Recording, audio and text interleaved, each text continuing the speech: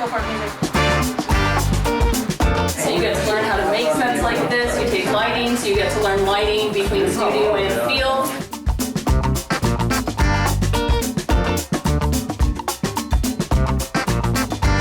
This is where they direct anything that's happening in Studio A or B. So people are up here while they're filming down there. Yeah. Who the vibe is, you're ready to go. So this open, if we watches it, gives you the feelings and familiarizes you. Mainly because it's like a cool thing to do. But this is our sweetening suite.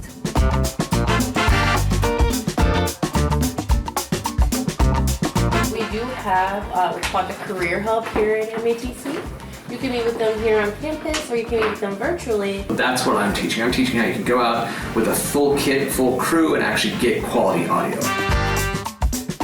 And so what I do is I teach beginners. I taught beginners at Marquette, at MSOE, and now here. And you get the fundamentals of how to work with a camera.